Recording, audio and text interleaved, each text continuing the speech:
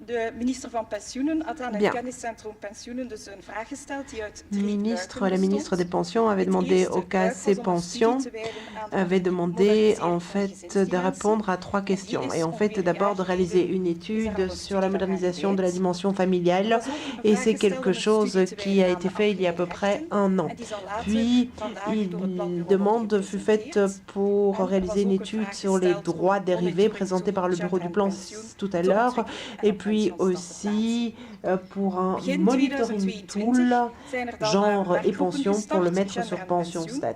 Début 2022, des groupes d'études ont été mis en place.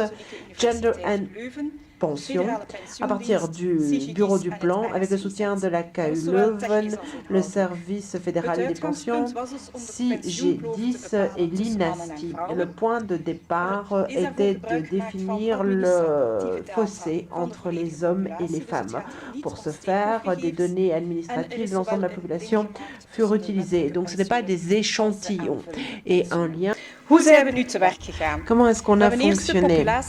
D'abord, on a dû délimiter la population. Comment avons-nous fonctionné? D'abord, nous avons dû définir la population. Et puis, on s'est limité aux pré-pensionnés récents. Ce sont ceux qui, en 21, ont eu pour la première fois droit à leur retraite dans tous les systèmes où ils ont en fait développé des droits. Qu'est-ce que cela veut dire? Souvent, les gens ont travaillé dans plusieurs systèmes.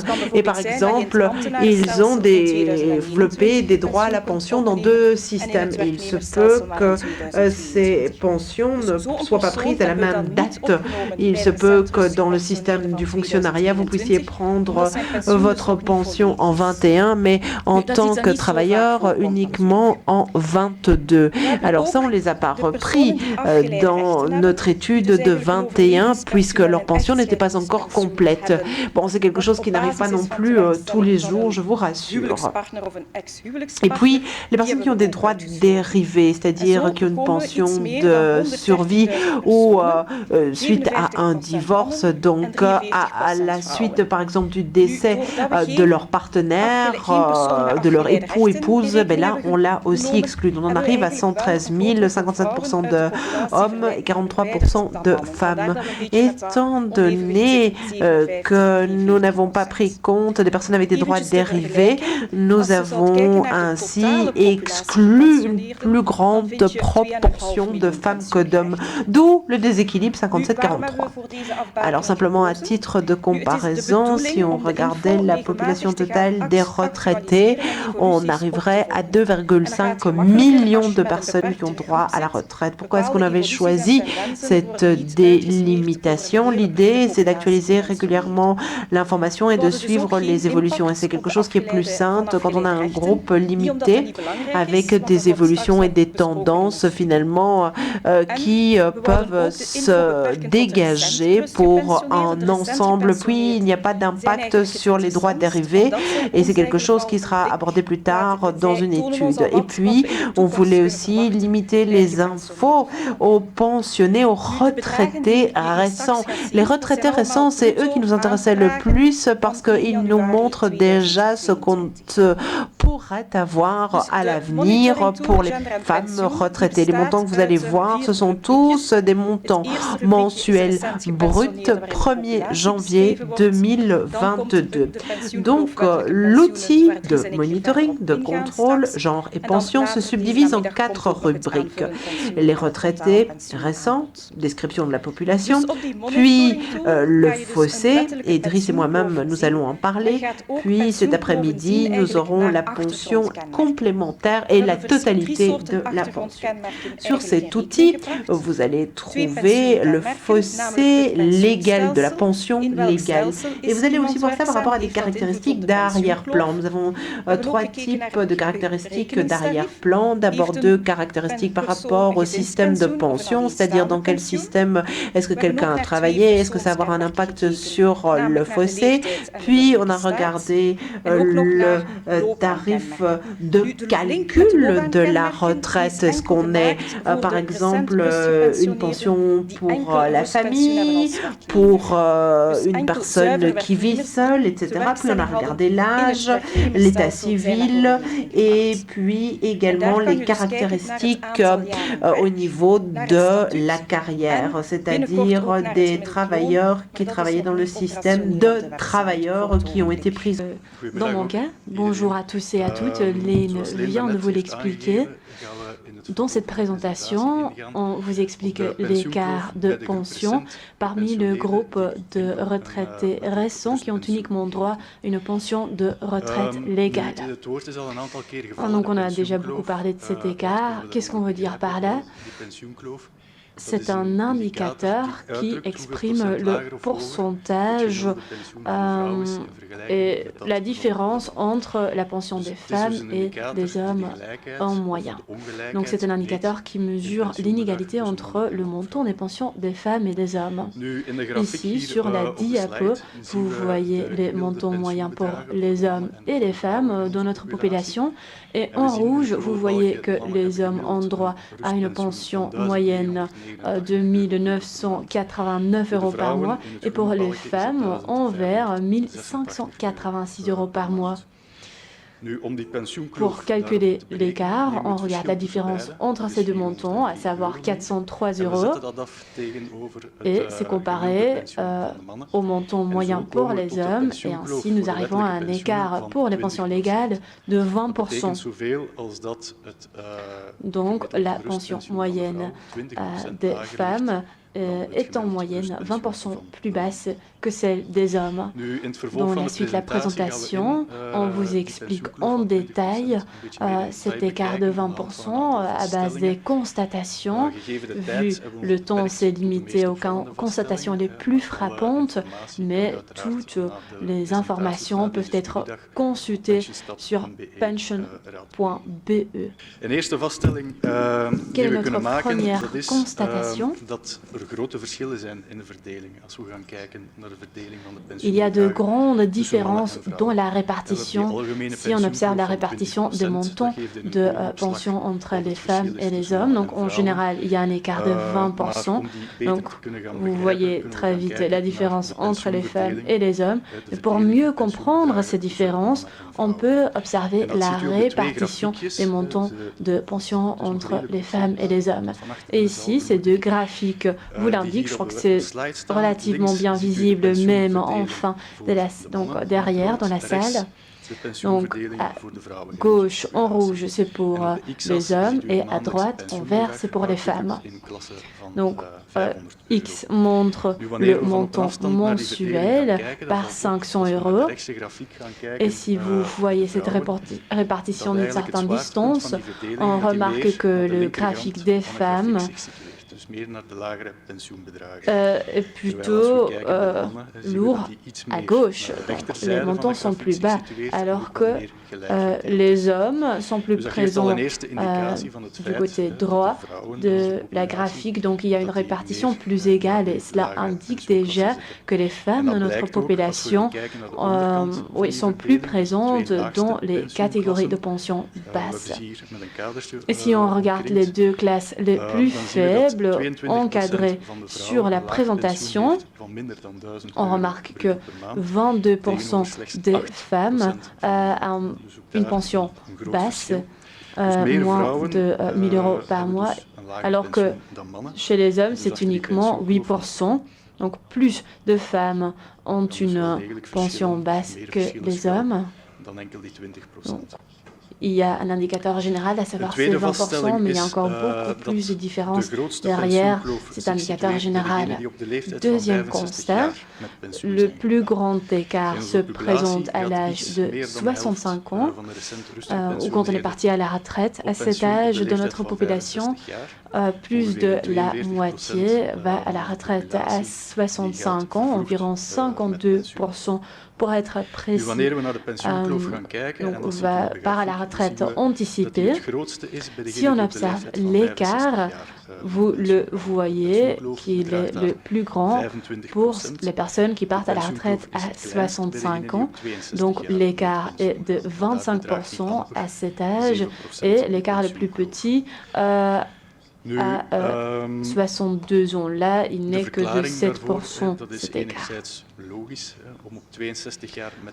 Et quelle est l'explication? En fait, c'est très logique. Pour pouvoir partir à la retraite à 62 ans, il faut avoir une carrière suffisamment longue, tant les femmes que les hommes doivent pouvoir prouver une carrière de 43 ans. Donc, ce groupe qui a droit à une retraite anticipée a une durée de carrière plus similaire comparée au groupe de personnes qui ont 65 ans. Là, tu peux partir à la retraite n'importe la durée de la carrière et ce groupe présente quand même des différences. Les femmes ont des carrières plus courtes que les hommes. Et c'est quelque chose qu'on remarque aussi dans la répartition des pensions.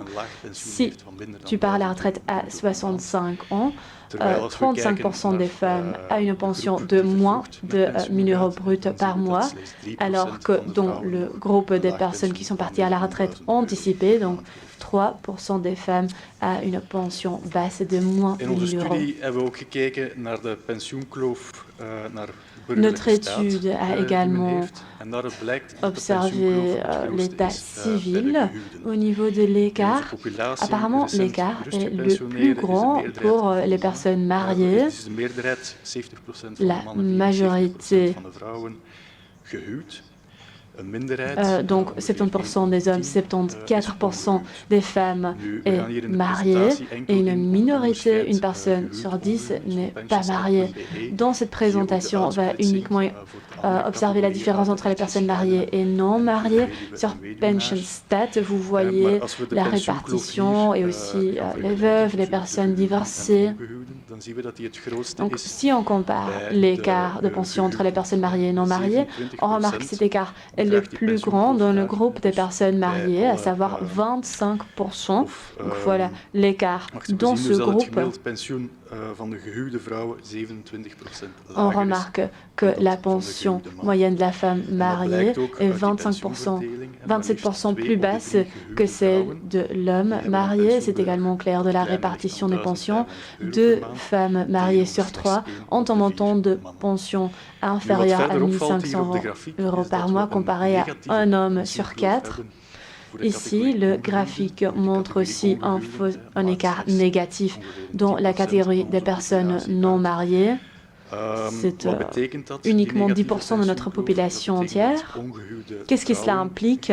Un écart négatif. Cela implique que les femmes non mariées ont une pension en moyenne de 2% plus élevée que les hommes. L'écart est petit pour la catégorie des personnes non mariées et c'est évidemment lié à la durée de carrière qui est quand même comparable pour les femmes et hommes non mariés. Ensuite, quatrième constat révélé par l'étude, l'écart varie fortement en fonction du régime. Ici, vous voyez l'écart par régime et la combinaison des régimes la plus fréquente parmi les pensionnés. Donc le plus grand groupe, un peu plus de la moitié de la population, a uniquement eu une carrière en tant que salarié. Là, l'écart est de 26%. L'écart le plus petit se présente parmi les fonctionnaires, donc un écart d'uniquement 7%. Quelle est l'explication? Les hommes et les femmes fonctionnaires ont une durée de carrière, une rémunération comparable, donc il y a des salaires fixes. Et les indépendants représentent l'écart le plus élevé de 56%. Il faut aussi nuancer ces chiffres. Le groupe qui a été actif en tant qu'indépendant n'est que 3% de notre population, sont vraiment des chiffres très bas. Et quelle est l'explication pour ce grand écart de pension parmi les indépendants? Cela peut surtout être expliqué par la carrière plus courte des indépendants. Il y a des conjoints qui travaillent aussi. Et depuis 2003, il y a un statut qui crée aussi des droits de pension pour ces conjoints qui travaillent et qui aident avec le partenaire indépendant. Donc ce groupe de femmes a en général beaucoup moins accès à la pension minimale, ce qui est quand même important pour beaucoup d'indépendants. Donc voilà, je donne la parole à ma collègue Lynn. Oui, prochaine constatation, la carrière. Je vous l'ai déjà dit au début, il y a les caractéristiques de carrière, mais nous les avons uniquement pour ceux qui étaient uniquement salariés. Qu'est-ce qu'on constate? Si on compare un nombre comparable d'années de travail, l'écart est atténué, mais pas éliminé. Quelle était notre approche? Nous avons observé un certain nombre d'années compactées. Qu'est-ce que cela implique? Une carrière se compose de journées travaillées et assimilées. Nous avons uniquement observé les journées effectivement travaillées, converties en années et compactées. Qu'est-ce qu'on veut dire par compactées? Si une personne a travaillé à temps partiel pendant 2 ans, après cette approche de compactisation, cela devient 1 an de travail à temps plein. Si la population est divisée en catégories en fonction des années compactées, l'écart diminue comparé à l'écart général de 26% pour les salariés. Évidemment, on ne peut pas oublier les nombres dans les catégories. Ainsi, une femme sur 5 a plus de 35 années compactées comparé à un homme sur 2.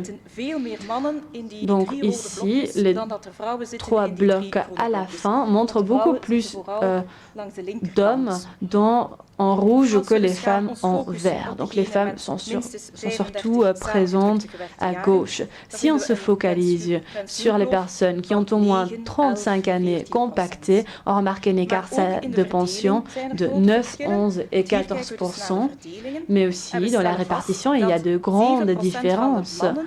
Ici, nous observons la répartition et on constate que 7% des hommes avec au moins 35 années compactées ont une pension inférieure à 1 500 €. Parmi les femmes, c'est 23%, donc une très grande différence.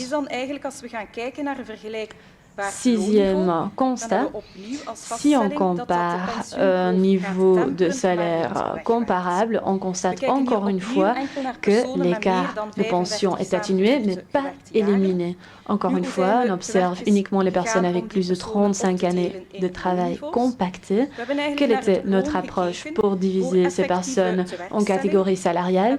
Nous avons observé leur salaire pour le travail effectif et nous l'avons converti en un salaire équivalent temps plein. Donc, une personne qui travaille à temps partiel avec un salaire de 2 000 € aura un équivalent temps plein et un salaire de 4 000 €.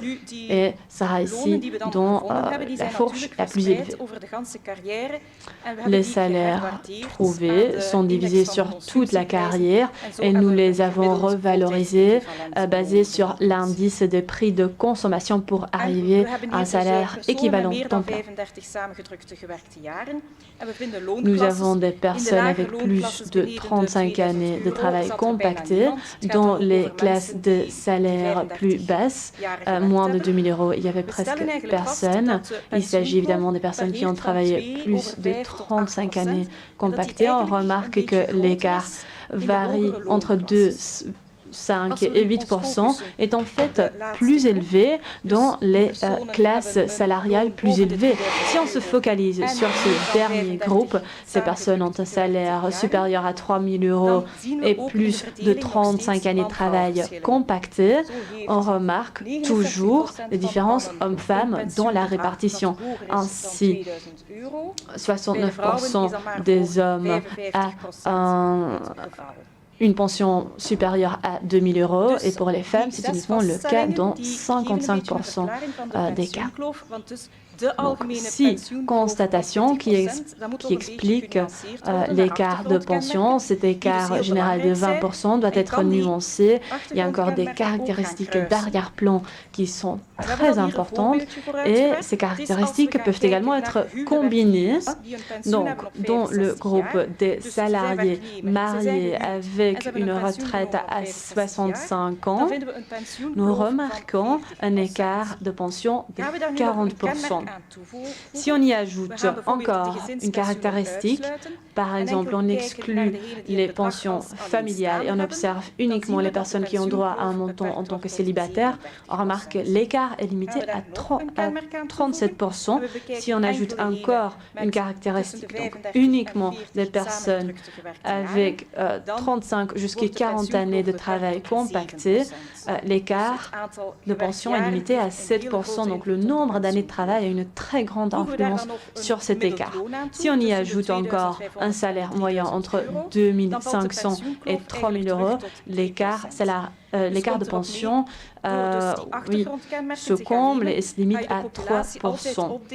Donc, avec ces caractéristiques, on sous-divise la population, et si cette division est suffisamment petite, on remarque que l'écart est aussi petit. Mais on ne peut pas oublier que la population n'est pas divisée homogènement sur les différentes cases. Il y a des caractéristiques plus présentes parmi les femmes que parmi les hommes, ou vice-versa. Donc, il faut également en tenir compte si on discute des écarts de pension. Donc voilà notre présentation. Merci pour votre attention et bienvenue à PensionStat. Bientôt, on espère.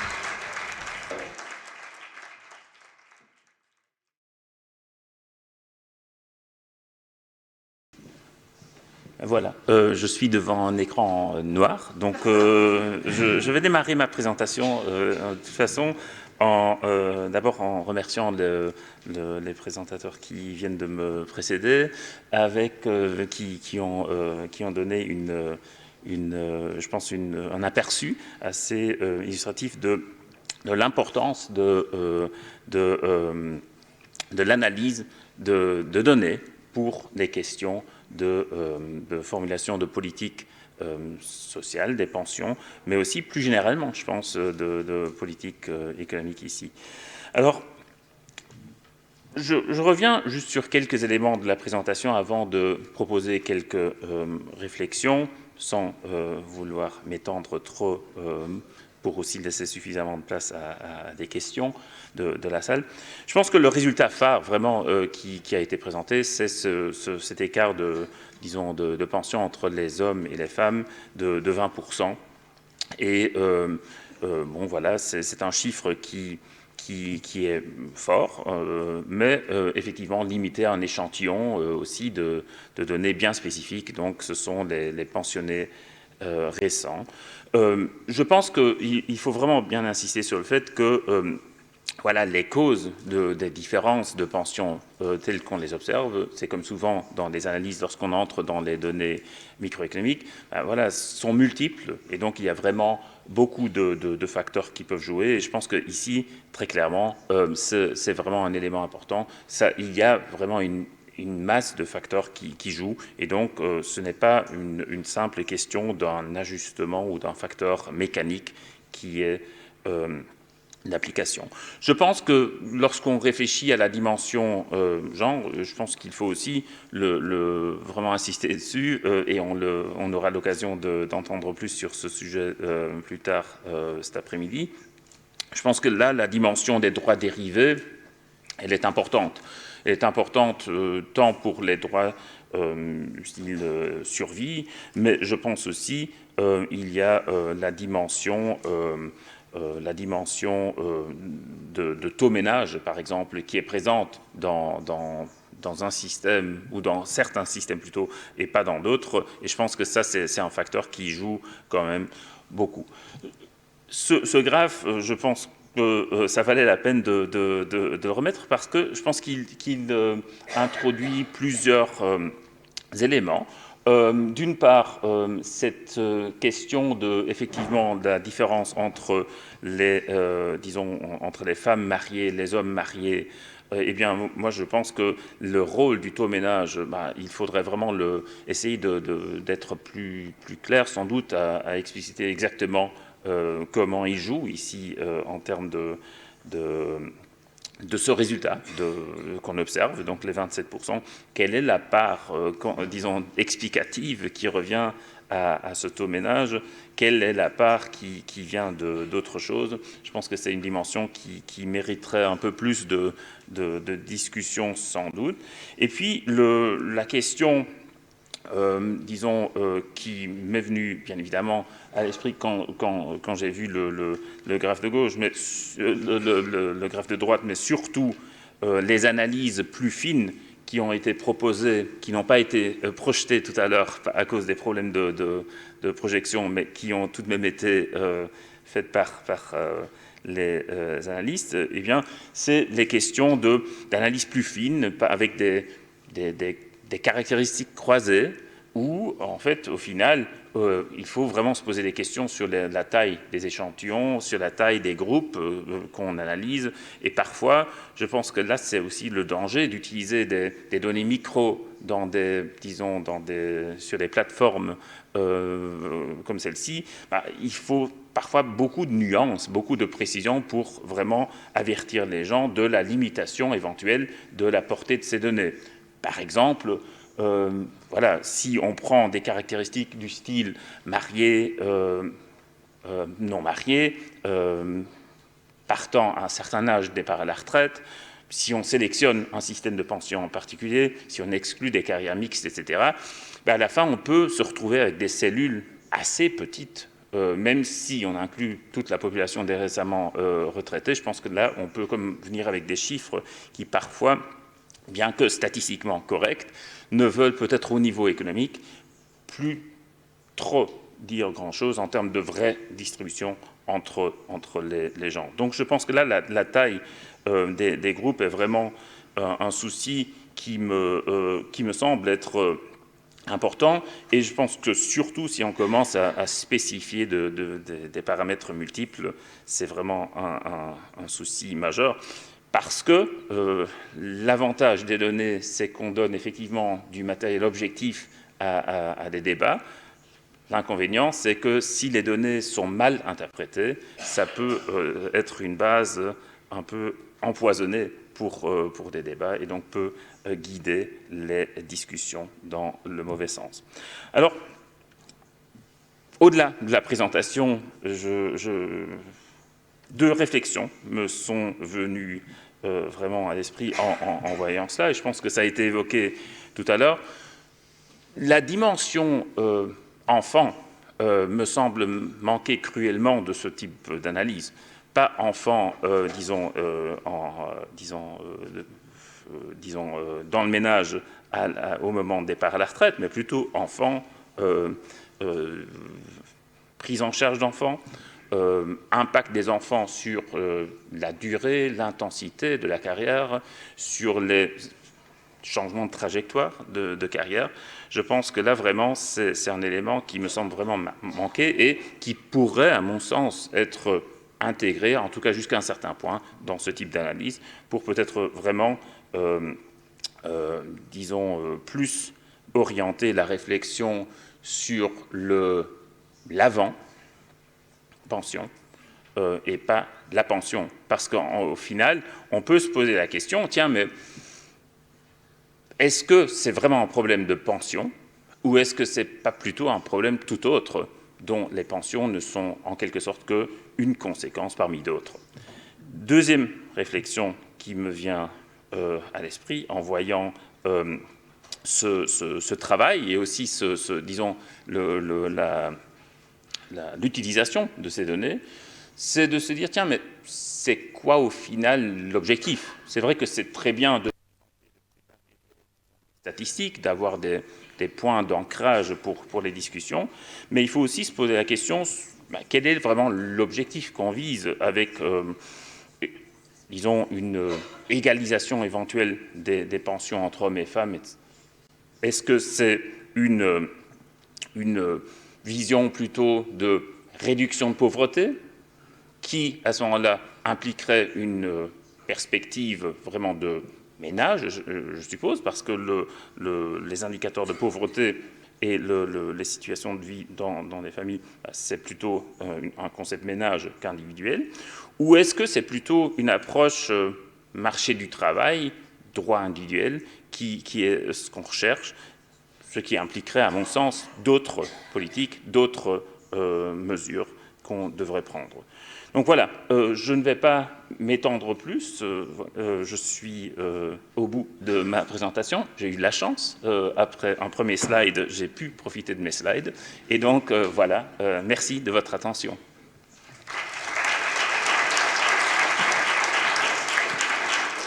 Merci beaucoup, Ixel